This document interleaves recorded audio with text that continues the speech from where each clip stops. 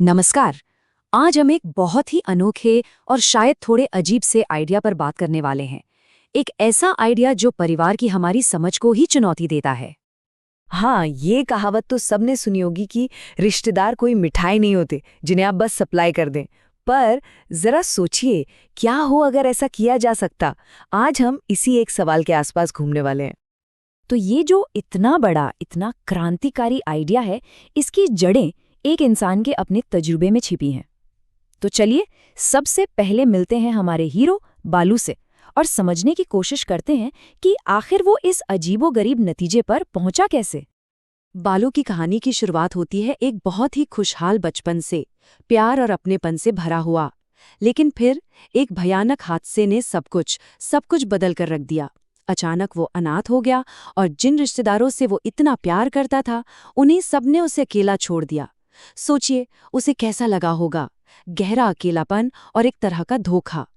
अपनों से मिले इस धोखे का जो दर्द था ना, उसने बालू को अकेलेपन की इस प्रॉब्लम को एक बिल्कुल ही अलग नजरिए से देखने पर मजबूर कर दिया। और ये सिर्फ उसकी अपनी पर्सनल ट्रेजेडी नहीं थी, बल्कि यहीं से एक बिजनेस आइडिया का बीज पड़ा। लेकिन बालू ने हार नहीं मानी।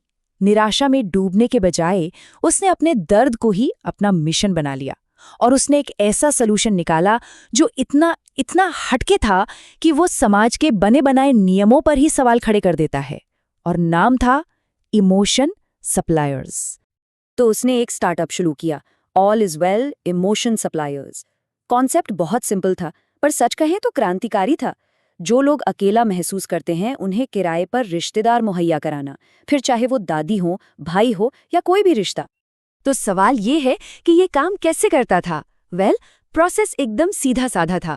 कोई अकेला महसूस कर रहा है, वो बस एक कॉल करता है, अपनी ज़रूरत बताता है और कंपनी उस रिश्ते को निभाने के लिए एक ट्रेन्ड एक्टर को भेज देती है और बस एक फॉरेन फैमिली कनेक्शन बन जाता है। अब बालू का लॉजिक भी बड़ा सिंपल था। वो कहता था कि समाज तो हमेशा बदलता ही रहता है ना? जब लोग फिल्मों में एक्टर्स से इमोशनली जुड़ सकते हैं, जब बाहर बना खाना खा सकते हैं जो कभी सोचा भी नहीं था, तो फिर रिश्तों के इस नए आइडिया को क्यों नहीं अपना सकते? लेकिन बड़ा सवाल ये था कि क्या ऐसी सर्विस सच में किसी के गहरे जख्मों को भर सकती है? इसकी सबसे बड़ी परीक्षा हुई एक ऐसी रिक्वेस्ट के साथ जिसने न सिर्फ इस बिजनेस को बल्कि बालू के खुद के यकीन को भी हिला कर रख दिया। ये केस था राम शर्मा का। ये मामला था एक ऐसे शख्स का जो अपनी जिंदगी की आखिरी सांसें गिन रहा था। राम शर्मा। उनकी पत्नी गायत्री ने एक बहुत ही मायूस होकर एक रिक्वेस्ट की। क्या कोई उनके 20 साल से खोए हुए बेटे आचार्य का किरदार निभा सकता है? बस इसलिए ताकि उनके पति को आखिरी दिनों में थोड़ी शांति मिल सके। और इस मुश्किल चैलेंज को खुद बालू ने उठाया। उसने खुद आचार्य बनने का फैसला किया। जो चीज़ एक एक्टिंग के तौर पर शुरू हुई थी, वो बहुत जल्द कुछ और ही बन गई, क्योंकि बालू ने उस बूढ़े कपल की जिंदगी में सच्ची खुशी और अपनेपन का एहसास भर दिया था। सब कुछ ठीक चल रहा था। ये एक खूबसूरत, भले ही नकली रिश्ता था। पर तब क्या होता है जब ये सपनों की दुनिया एक बहुत ही असली और खतरनाक हकीकत से टकरा जाती है?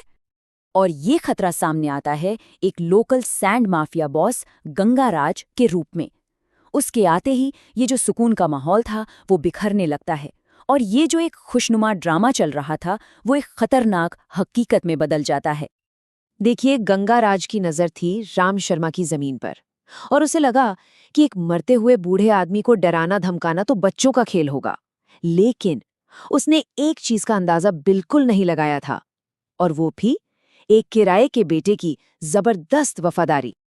जब आमना सामना हुआ तो बालू ने फिजिकली राम शर्मा को बचाया। उसने ये साबित कर दिया कि उसका कमिटमेंट सिर्फ एक एक्टिंग नहीं, बल्कि उससे कहीं ज्यादा था। बस इसी एक पल ने एक्टिंग और असलियत के बीच की लाइन को धुंधला कर दिया। सोचिए, बालू ने उस परिवार के लिए अपनी जान दांव पर लगा दी जिसका हिस्सा बनने के लिए उसे पैसे मिले थे। और बालू का अपने पिता के लिए जान जोखिम में डालना हमें कहानी के सबसे बुनियादी सवाल पर वापस ले आता है। आखिर परिवार होता क्या है? क्या ये सिर्फ खून का रिश्ता है या उससे कहीं बढ़कर कुछ और? यहाँ पे ना दो तरह के परिवारों के बीच का फर्क साफ दिखाई देता है। एक तरफ है उसके खून के रिश्तेदार, जिन्होंने उसे एक बोझ समझकर अकेला छोड़ दिया था, और दूसरी तरफ है उसकी बनाई हुई फैमिली, जो उसके लिए लड़ने को तैयार थी। और इन बनाए हुए रिश्तों का असर सच में जिंदगी बदलने वाला था। राम शर्मा की सेहत में जैसे कोई चमत्कार हो गया हो, और जब उन्हें सच्चाई पता चली तब भी उन्होंने बालू को अपने सगे बेटे से भी बढ़कर माना। इतना ही नहीं, बालू के जो दूसरे सप्लाई किए गए रिश्तेदार थे वो भी मुश्किल वक्त में उसके साथ चट्टान की तरह खड़े रहे। तो मतलब साफ है, असली रिश्ता खून से नहीं बल्कि किए गए कामों से, एक्शन से बनता है। प्यार, सपोर्ट, लॉयल्टी, यही तो एक परिवार की असली पहचान होती है ना? तो आखिर में ये कहानी हमें एक बहुत गहरे सवाल के साथ छोड़ जाती है। अगर प्यार, वफादारी और अपनापन ये सब चुना जा सकता है, तो फिर परिवार की जो पारंपरिक परिभाषा हम सुनते आए हैं वो असल में कितनी मायने रखती है?